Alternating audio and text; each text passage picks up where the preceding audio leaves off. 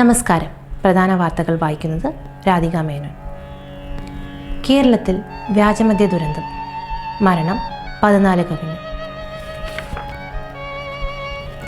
മരിച്ചവരുടെ കുടുംബത്തിന് 15,000 രൂപ വാഗ്ദാനം ചെയ്ത് സർക്കാർ. ഇന്നലെ നടത്തിയ ബന്ദ് പരിപൂർണ വിജയമെന്ന് പ്രതിപക്ഷ നേതാവ് അറിയിച്ചു. ബന്ദിൽ നാശനഷ്ടങ്ങളൊന്നും സംഭവിച്ചിട്ടില്ല. ബാലരാമപുരത്ത് ബന്ദ് അനുകൂലികൾ 2 പോലീസ് വാഹനം തടഞ്ഞു.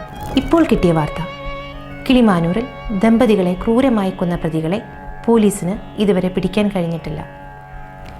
പ്രതികൾക്കായുള്ള അന്വേഷണം ഊർജ്ജസ്വലമാകുന്നു.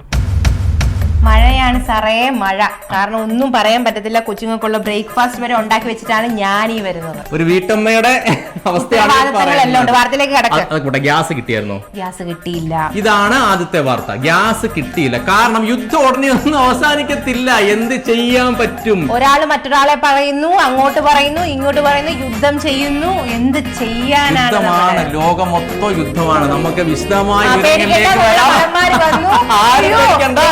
ഇത് ഗ്രാഫിക്സ് ആണ്. ആരും പേടിക്കും. ഇതൊക്കെ വർക്ക് ചെയ്യുന്ന നമ്മുടെ പ്രവീണെ കൊള്ളാം കേട്ടോ. നന്നായിട്ടുണ്ട്.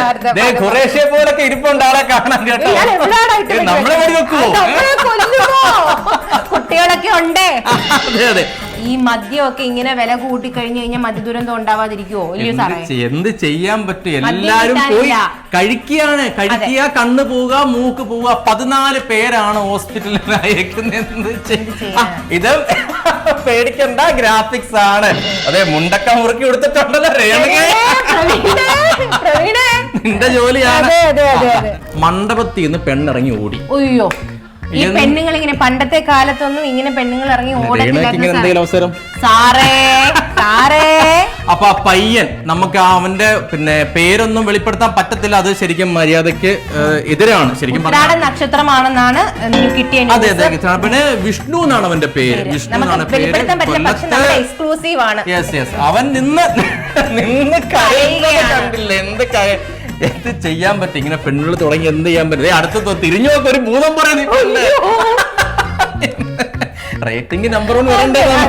ശരി ശരി. കിളിമാനൂര് ഒരു പ്രതിയെ അറസ്റ്റ് ചെയ്തിട്ടുണ്ട്.